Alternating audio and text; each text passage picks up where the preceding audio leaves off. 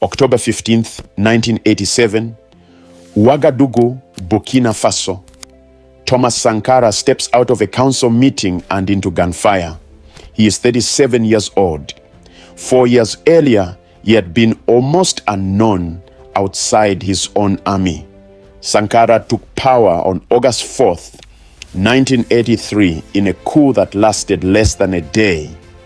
He was a captain, a paratrooper, a man who had trained in Madagascar and flown planes for fun. What he did next was not typical of a soldier who seizes a government. Within a year, he renamed the country. Upper Volta, a name left over from French colonial maps, became Burkina Faso, the land of upright people.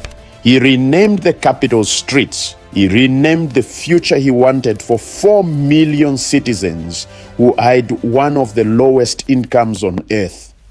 Sankara moved fast because he believed history was already against him. He ordered a mass vaccination campaign that reached 2.5 million children in 2 weeks. He launched a campaign to plant 10 million trees to hold back the desert creeping south from the Sahara. He built schools, clinics, and railways using local labor instead of foreign contractors, because foreign contractors meant foreign debt. Then he turned to his own government. He sold the fleet of Mercedes sedans used by ministers. He replaced them with the cheapest available car, the Renault 5. He cut his own salary and he published it so every citizen could see exactly what their president earned. He banned forced marriages, he banned genital cutting, he appointed women to his cabinet at a time when almost no African government did, and he ordered men to shop for groceries to show the country that domestic work was not only a woman's burden. What nobody outside Burkina Faso expected was what came next. In 1987, Sankara stood before the Organization of African Unity and asked the continent's other leaders to stop paying colonial-era debt, calling it a trap set by the same countries that had once ruled them. He said that if Africa refused to pay together, no single lender could punish them all. The room applauded. Then 3 months later, he was dead. The coup was led by Blaise Compaoré, his closest friend since their days training together as young officers. They had fought together, plotted together, and shared a house in the capital. On the afternoon of October 15th, soldiers loyal to Compaoré surrounded the meeting where Sankara sat with his aides.